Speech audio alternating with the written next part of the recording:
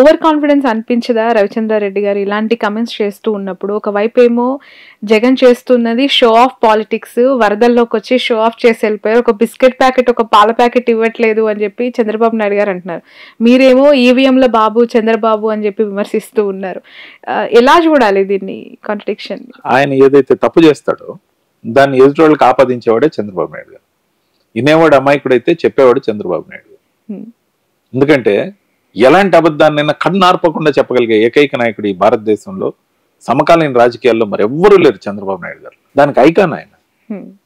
ఆయన చెప్పిన ఏ హామీ అమలు చేయడు, ఏ మాట నిలబెట్టుకోడు. షో ఆఫ్ చేసింది, బోట్లు వేసుకొని షికారుకి వెళ్ళింది ఎవరు?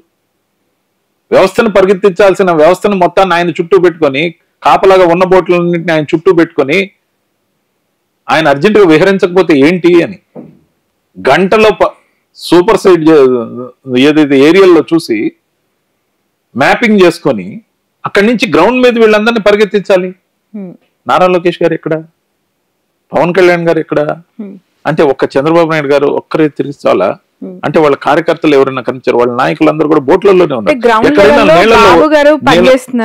గ్రౌండ్ లో కాదండి, నీళ్ళల్లో షో ఆఫ్ చేస్తున్నారు. నీళ్ళల్లో బోట్లలో సురక్షితంగా షో ఆఫ్ చేస్తున్నారు, వాటర్ జాకెట్లు అన్ని వేసుకుని. జగన్మోహన్ రెడ్డి గారు ప్రజలతో కలిసి ప్రజల్లో నడుస్తున్నారు. ప్రజల కోసం ప్రతి ఒక్క నాయకుడు చిన్న కార్యకర్త దగ్గర నుంచి వాళ్ళకున్న అందుబాటులో కనీసం ఒక 2-3 ఫ్యామిలీలకైనా అన్నం వండి పెట్టడమో, లేకపోతే భోజనం ప్యాకెట్లు అందించడమో, వాటర్ బాటిల్ అందించడమో, పాల ప్యాకెట్లు అందించడమో, చిన్నారులను కాపాడడమో ఈ మేం చేస్తున్నాం. ఈ రిజల్ట్ కనపడుతుంది విజువల్ గా. మేము ఛాలెంజ్ చేస్తున్నాం. రాబోయే ఎటువంటి ఎన్నికైనా ఎలక్షన్ కమిషన్ దయదలసాలి అయితే రాబోయే ఎటువంటి ఎన్నికైనా అది ఈవీఎంలు గోలగాని లేకపోతే 100% అన్ని ఎలక్షన్లు అన్ని సీట్లు మేమే గెలుస్తాం. మీరు ఈసారి చూస్తారు. అది స్థానిక సంస్థలు కావచ్చు, వార్డ్ ఎలక్షన్లు కావచ్చు, కార్పొరేషన్ ఎలక్షన్లు, ఎంపీటీసీలు, జెడ్పీటీసీలు కూడా ఎక్కడా జనం జగన్మోహన్ రెడ్డి గారిని తప్ప ఇంకెవరిని గెలిపించిన పరిస్థితులు నెలకొంటున్నాయి. ఎందుకంటే పోయాం మోసం, మళ్ళీ మోసం. ఇది ఎక్కడ మోసం? ఇంకా చాలా కాడికి జనం అప్పుడే 100 రోజుల్లోపే వచ్చారండి. మళ్ళీ ఎలక్షన్ 3 నెలల నుంచి 6 నెలలు రాజకీయమే చేద్దాం అనుకున్నాం. మళ్ళీ ఎలక్షన్లు వస్తాయి, మీదే గెలుపు అంటున్నారు, గెలిచినాక మాట్లాడదాం. కానీ ఇప్పుడు పోతున్న వాళ్ళ పరిస్థితి ఏంటి, ఈ వలసల సంగతి ఏంటి? దానికి అడ్డుకట్ట వేయాలనే ఆలోచన గానీ, వేద్దామని కట్టడి చేసే మనుషులు గాని పార్టీలో లేరా? అసలు పార్టీ పరిస్థితి ఏంటి ప్రస్తుతం? పార్టీ పరిస్థితి బాగుందండి. పార్టీని ఎక్విప్ చేసుకునే పనిలో వైఎస్ఆర్సీపీ ఉంది. ఎందుకంటే అలాంటి ప్రయత్నం 100% ఉందండి. జగన్మోహన్ రెడ్డి గారి మీద మాకు ఆ నమ్మకం ఉంది. చిన్న చిన్న లోపాలు ఉన్న నాయకులు ఎవరైనా ఉంటే వాళ్ళని తొలగించవచ్చు. పెద్ద పెద్ద లోపాలు ఉన్న నాయకులు ఎవరైనా ఉంటే వాళ్ళని పక్కన పెట్టచ్చు. ఖచ్చితంగా నిబద్ధత కలిగిన వాళ్ళకి పదవులు రావచ్చు. పార్టీ వ్యవస్థీకృతంగా ఎందుకు వ్యవస్థీకృతంగా ఉండబోతుందంటే, ప్రజల కోసం మాట్లాడే ఏకైక పార్టీ వైఎస్ఆర్సీపీగా, ప్రజల కోసం జనం కోసం బతికే నాయకుడిగా ఉన్న జగన్మోహన్ రెడ్డి గారిని ఎంచుకునేటప్పుడు మన టీంని, మన పార్టీని, మన సొంత ఇంటిని చక్కదిద్దుకునే ప్రయత్నం మొదలైంది. చాలా బలంగా ఉంటుంది. ఎందుకంటే ఆపర్చునిస్టులు పార్టీలో వదిలిపోతున్నారు. పోయిన వాళ్ళంతా ఉత్తములని ఏదో చరిత్ర చెప్పే సామెత. ఇక్కడ పోయినోళ్ళు ఉత్తములు కాదు, మహాత్ములు కాదు, స్వార్థపరులు అంటాను నేను. ఇప్పుడు ఇంకో 2 ఏళ్ల పదవి ఉందండి రాజ్యసభ సభ్యత్వం. ఎందుకు వెళ్ళిపోయారండి? డీల్, ఆఫర్లు. చంద్రబాబు నాయుడు గారు ఆఫర్లు. ఎలాంటి ఆఫర్లు అంటే, మీరు వచ్చేస్తే మళ్ళీ మీకు పార్లమెంట్ పదవి మేము మీకే ఇస్తాం, పార్టీ జెండా మార్చండి అంతే, మీకు వేరే బెనిఫిట్స్ ఇస్తాం. ఇంకొకరికేమో మీకు దానికి బదులు ఎమ్మెల్సీ ఇస్తాం, మీకు మరింకా ఏమేమో ఇస్తాం. ఈ ఆఫర్లు వరద నడుస్తుంది. ఈ వరదలో ఈ బురద పోసుకోవడానికి రెడీ ఎవరైతే వెళ్తున్నారో, మోపిదేవి గారు మంత్రి పదవి అనుభవించారు ఎమ్మెల్సీగా. మంత్రి పదవి పోగానే తిరిగి రాజ్యసభ సభ్యత్వం ఇచ్చి గౌరవించుకున్నారు. ఒక మత్స్యకారు కుటుంబానికి సంబంధించిన వ్యక్తిని అద్భుతంగా ఆయన గౌరవం ఇచ్చి కాపాడుకుని వస్తే, ఆయన వెళ్ళిపోయినానికి ఏదేదో ఆరోపణలు చేయడానికి బాధ అనిపిస్తుంది. ఆయన గురించి మాట్లాడడం, వాళ్ళకన్నా సంస్కారం ఉండాలి, మాకన్నా ఉండాలి. పార్టీ మీద నిందారోపణలు వేసి పక్క పార్టీలోకి పోవటం కోసం చేసే దుర్మార్గమైన ప్రక్రియ ఖచ్చితంగా తప్పు. అది బీద మస్తాన్ రావు గారు కూడా ఖచ్చితంగా తప్పు. ఎందుకు వేరే పార్టీలోకి పోవాలా? ఎన్ని నెలలైంది?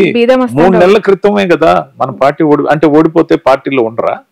అలా అనుకుంటే ఏ పార్టీ అయినా ఎందుకుంటున్నారు? నిబద్ధత కలిగిన వాళ్ళే లాంగ్ టర్మ్ జెండా మోస్తారండి. ఆ జెండా మోసిన వాళ్ళే అసలైన భక్తులు పార్టీకి, ప్రజల కోసం పనిచేసేవాళ్ళు. ఆపర్చునిటీ జంపింగ్ ఏదైతే ఉంటారో వాళ్ళు ఖచ్చితంగా, ముఖ్యంగా పదవుల్లో ఉన్నోళ్ళు జంప్. ఇప్పుడు ఎంతో మంది కార్యకర్తలకు పదవులు రాలా, ఎంతో మంది స్థాయి నాయకులకి పదవులు రాలా. మరి పదవులు వచ్చిన వాళ్ళు ఎందుకు చంపేస్తున్నారు? పరమాత్మలు అవుదామనా, మహాత్ములని అనిపించుకోవాలనా, అంటే వాళ్ళకున్నంత జ్ఞానం ఇంకెవరికి లేదనా, వాళ్ళకి ఈ పార్టీ ద్వారా సంక్రమించిన పదవులకి మించి లాభం ఉంటే పోతున్న ఆపర్చునిజం ఏదైతే ఉందో వాళ్ళు ఆపర్చునిజం వైపు మొగ్గు చూపి. జగన్ గారి స్టాండ్ ఏంటండి వెళ్తున్న వాళ్ళకి సంబంధించి? మీరు కూడా నిన్న కడపలో కలిసినట్టున్నారు, మీరు కూడా చాలా అగ్రెసివ్ గా ఈ మధ్య ఉన్నదంతా వెలగక్కేస్తూ ఉన్నారు బయటికి. ఏంటి అసంతృప్తి? దేనికి? యాక్చువల్ గా ఏంటంటే పార్టీకి సంబంధించినంత వరకు ఎప్పుడు కూడా ఒక నిబద్ధత కలిగిన కార్యకర్తగా, పార్టీ కోసం నాకు భవిష్యత్తున్నా లేకపోయినా పార్టీ బాగుంటే నేను బాగుంటా అనే సిద్ధాంతం నమ్మిన వ్యక్తిగా, నాయకుడికి అండగా, ప్రతి సీనియర్ నాయకుడిని గౌరవించే వ్యక్తిగా నేను కట్టుబడి పనిచేసే మనిషిని. కానీ ఖచ్చితంగా కాంగ్రెస్ పార్టీని విభేదించి ఈ పార్టీలోకి 2018 తర్వాతే వచ్చాను. కానీ పార్టీ ఓడిపోయినా కాంగ్రెస్ లోనే ఉన్నాను 2014లో. కానీ రాహుల్ గాంధీ, చంద్రబాబు నాయుడు గారు కలిసిన తర్వాత వీళ్ళకు సిద్ధాంతం లేదని విభేదించి వచ్చా. ఆపర్చునిజం కాదండి, సిద్ధాంత రాహిత్యం. దానికోసం విభేదించి వచ్చా. మరి ఈ పార్టీలో కొన్ని కోణాల్లో ఏదైతే జరుగుతున్నాయో వాటి గురించి కొంత తొందరపడ్డా. ముఖ్యంగా అంతర్గతంగా మాట్లాడాల్సిన మాటల్ని అనుకోకుండా ఫ్లోలో మా పార్టీకి అనుబంధంగా ఉన్న సాక్షి ఛానల్లో చెప్పడం నాకు నిజంగా బాధ కలిగించే అంశం. ఫ్లోలో దొరికిన మాటలే కానీ ప్రీమెడిటేటెడ్ కాదు, అనుకోని మాట్లాడిన మాటలు అసలే కాదు. నా వల్ల జరిగిన ఈ తప్పుని నేను పార్టీలో మా పెద్దలకి వెళ్ళి అపాలజీ కూడా చెప్తా. బహిరంగంగా మాట్లాడకుండా ఉండాల్సిందనేది, ఆ విషయంలో నేను తప్పు చేయడంతో పాటు మా ప్లాట్ఫామ్ అయిన సాక్షి ఛానల్లో మాట్లాడడం సంబంధిత కొమ్మినేని గారికి, యాంకర్ గా ఉన్న కొమ్మినేని గారికి కానీ, క్రూక్ కానీ, నన్ను పిలిచిన కోఆర్డినేటర్ కానీ, ఇన్పుట్ ఎడిటర్ కానీ అందరికీ ఏదైతే ఎంబ్రాస్మెంట్ గా తయారైందో వాళ్ళందరికీ మీ మీడియా తరఫున నేను అపాలజీ చెప్తున్నా. సంబంధిత నాయకుల పేర్లు ఏవైతే తీసామో వాళ్ళకు కూడా నా అపాలజీ చెప్తున్నా అన్కండిషనల్లీ. ఎందుకంటే ఏదైనా ఉంటే నేను పార్టీ ఫోరంలో మాట్లాడి ఉండాల్సి.